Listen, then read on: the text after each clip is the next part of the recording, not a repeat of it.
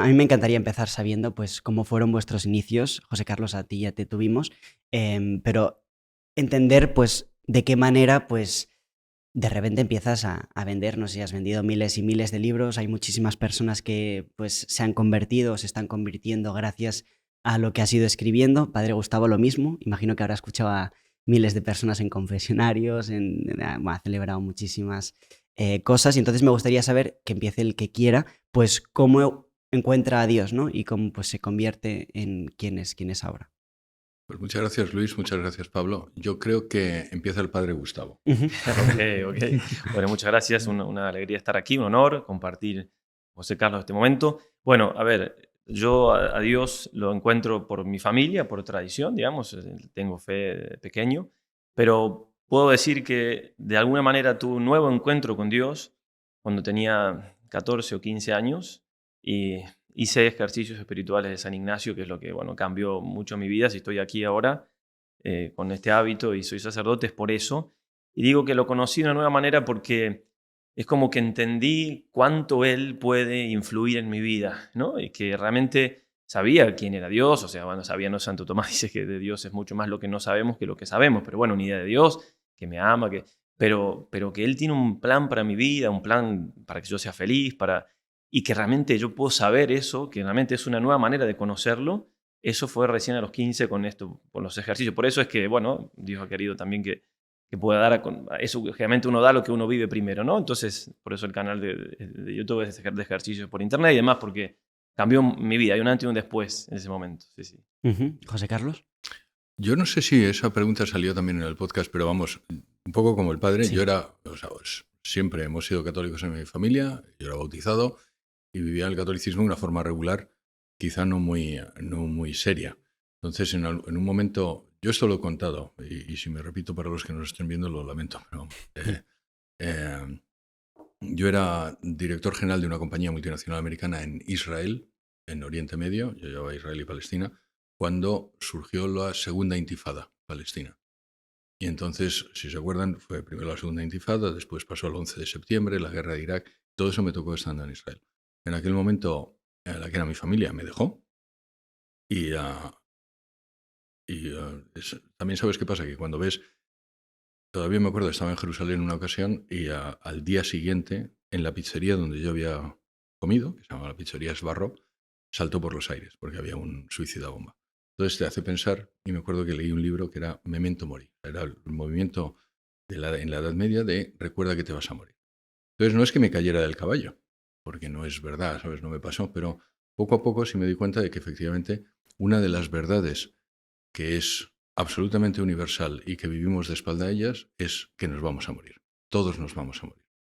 Y entonces, ¿qué significaba eso para mí? Pues una de las cosas que significaba era, pues, tienes que dejar un legado, te van a juzgar, cuando te mueras te van a juzgar, es una cosa que no sé, los sacerdotes no dicen quizá lo suficiente, pero te van a juzgar, entonces, ¿qué es lo que va a pasar? Y, y vive cada momento como si fuera un regalo. Entonces es en ese momento, digamos, poco a poco, donde me tomo más en serio mi fe y me doy cuenta de que Dios no es una chaqueta que me ponga y me quite, sino que forma parte esencial de mi vida. O sea, me define ser cristiano, me define ser católico, me define creer en Dios. Digo, ya que nombró la muerte, los ejercicios espirituales tienen justamente eso de que nos pone ante la eternidad, ¿no? Ante la misma verdad, la muerte, el juicio. Por eso se pueden tomar decisiones tan trascendentales como, por ejemplo, eso. Yo no quería ser sacerdote, digamos, y terminé diciendo que sí, el Señor, soy muy feliz, obviamente, pero del primer momento no era. Pero bueno, ante una eternidad, ante una vida que se pasa, hagamos todo lo que se pueda. La misma idea, ¿cierto? Pero es muy verdadero que eso nos marca, ¿no? La eternidad. Y has hablado de que nos van a juzgar. ¿Os imagináis o tenéis una imagen de cómo puede ser Dios en ese momento que nos juzgue a vosotros? Pues si tenéis una vida espiritual y tenéis conversación con Dios, ¿os lo imagináis de alguna manera? O sea, ¿podemos saber cómo es Dios? En la Biblia se dice que pues, hay imagen y semejanza, ¿no? Nos creó. Pero ¿cómo nos lo imaginamos? ¿Cómo nos lo podemos imaginar nosotros? José Carlos, una y una, por favor. Padre Gustavo, quizá. Ok.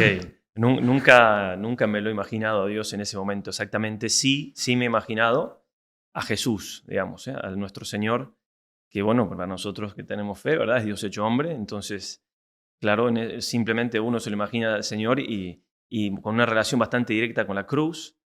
No sé si le he puesto imagen así visible, ¿cierto? Pero sí encontrarme con Él y sobre todo tener como mucha vergüenza de mis pecados, ¿no? Mucho deseo de que me perdone, mucho deseo en definitiva, de que me encuentre en ese momento con la claridad de que todo lo que he hecho mal ya me lo perdonó aquí y con esa confianza de que justamente su sangre, que ha pasado por mi alma, por así decirlo, con los sacramentos y por su misericordia, bueno, podré estar con Él por toda la eternidad, que es lo que quiero.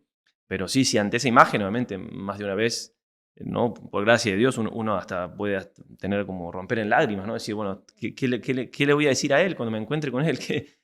Y realmente, bueno, es bastante fuerte. Hasta ahí he llegado, o sea, como Cristo es Dios, lo más cercano que tenemos a Dios es Dios hecho hombre. No he pasado más de ahí, porque con eso ya es como que me alcanza y me sobra, digamos, por así decirlo. Pues me ayuda, padre, por haberme ayudado a organizar mis pensamientos. Cuando es verdad que yo sí me he imaginado ese momento, y lo cierto es que con toda seguridad no me voy a merecer en la salvación, con toda seguridad. Entonces lo único que yo lo tengo pensado de decir, bueno, cuando llegue ese momento, acuérdate de llamar a la Virgen. Acuérdate de llamar a la Virgen, acuérdate. No seas imbécil, no, acuérdate. ¿Dónde está la Virgen? Entonces necesito a la Virgen, ¿por qué? Porque ella es la que me va a defender. Yo sí me imagino sé que esto parece, para las personas que no sean religiosas, pensarán que esto es un cuento de hadas, pero mire, el demonio existe. Lo vemos todos los días. En EWTN, en nuestra vida, lo vemos todos los días. Y sí me imagino que él será el gran acusador. Entonces me embarazará a decir, pues tú hiciste esto. Y además, verdad. Y esto, y dejaste de hacer esto, y esto otro, y esto otro. ¿Sabes? Y además, si Dios quiere, estaremos todos allí y lo estaréis escuchando vosotros. Y será una humillación enorme. Yo en ese momento tengo que llamar a la Virgen, porque si no, como decir aquí, estoy fotut.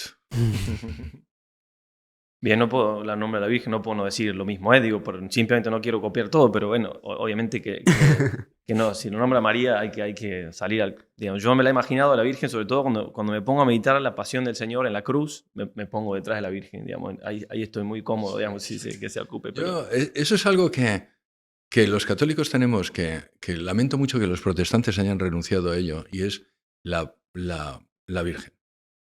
¿Sabes? Hay una cosa que les digo a mis hijos y que tenemos que recordar. Fijaos, y por favor me corrige si algo de lo que digo no es cierto, pero a mí el primer milagro de Jesús, que es las bodas de Caná, si os dais cuenta, él no quiere hacer milagro. Él le dice a la Virgen, déjame. O sea, y yo me acuerdo que yo les explicaba a mis hijos, esto es Jesús diciendo, mamá, déjame en paz, déjame en paz, que no quiero hacer. ¿Y qué es lo que hace la Virgen? Le ignora y le dice a los otros, hacer lo que Él os diga. ¿Y qué es lo que hace Jesús? Lo que quiere la Virgen. La Virgen tiene esa virtualidad de hacer que Dios haga lo que ella quiere, que para eso es su madre. Entonces, te pones detrás de la Virgen y por mucho que haya hecho, y lo mucho que he hecho y lo que he dejado de hacer, la Virgen es capaz de mira, Jesús, lo vas a limpiar. ¿Sabes? Entonces, mi consejo para todos, poneros detrás de la Virgen, como dice el Padre. ¿Sabes? Pero ese milagro es espectacular. ¿Sabes? Y mis hijos, cuando se lo conté por una vez, siempre me dicen, y se acuerdan de ello, de decir, mamá, déjame en paz, mamá, déjame en paz. Y es que se está imaginando a Jesús diciéndole a la Virgen, déjame en paz, que no me ha llegado mi hora. ¿Sabes? Dice exactamente eso, que no ha llegado mi hora. Y la Virgen ignora a Jesús y dice, vas a convertir el agua en vino. Y lo hace. Y no había llegado su hora. Y sobre la Virgen, es que se me estaba pensando en formular una pregunta mientras escuchaba sobre el demonio, etcétera, pero ahora estaba justo, como has hablado de la Virgen, me gustaría primero de todo saber si Dios es uno, si son 3 personas, si son al mismo tiempo, también, o sea, son 3 personas, pero también es Dios y también es hombre, y al mismo también con lo de la Virgen, o sea, cómo pueden hacer Dios de una persona humana, ¿no? Sobre la Virgen María. No sé si podríamos hablar de estos temas. Vale, yo empiezo Esto sí que es teología. Sí, Vale. no. Y luego también si quieres sobre Dios, Sí. tal. O sea, que Dios es uno, que Dios existe, o que un ser, como estaba en el podcast anterior, un ser inteligente existe, podemos llegar por la razón, por la ciencia y también por fe, porque Dios se revela. Ahora, no podemos llegar un paso más de que el Dios es uno y trino, ¿no? Que es el misterio más grande, que sin dejar de ser uno, obviamente, es Padre, Hijo y Espíritu Santo. Eso solamente por la fe. No es una contradicción, no es un absurdo en absoluto, no es decir que un círculo es cuadrado, sino que es algo que nuestra inteligencia, no, y de hecho la inteligencia humana nunca se ha elevado tanto. Si uno lee el tratado de Santo Tomás, por ejemplo, de la Santísima Trinidad, es lo más difícil de entender, porque nunca se eleva tanto la inteligencia cuando trata de explicar hasta dónde se puede ese misterio que Dios ha revelado. Entonces, la segunda persona de la Santísima Trinidad, el Verbo, Dios es Padre, Hijo y Espíritu Santo, Dios, el Hijo se hace hombre en las entrañas de una Virgen, de la Virgen María, por milagro. Entonces, María no es madre de la divinidad, porque no se puede, la divinidad es tal, es eterna, etc. Pero dado que Dios se ha hecho hombre, entonces, y es así, una madre dice, este es mi hijo, pero ella, no junto con el padre de ese niño, no puso más que el concurso físico. El alma es infundida por Dios, pero ella no va a decir, yo soy madre del cuerpo de este hijo. No, soy madre de mi hijo, y mi hijo tiene cuerpo y alma, punto. Entonces, María es madre de Jesús. Como Jesús es Dios, María es madre de Dios. Pero obviamente no es madre de la divinidad, pero es madre de Dios porque Dios se hizo hombre. Y por ahí, digamos, la respuesta. Si te ha gustado este corto, tienes la entrevista completa en pantalla y en nuestro canal. Muchísimas gracias.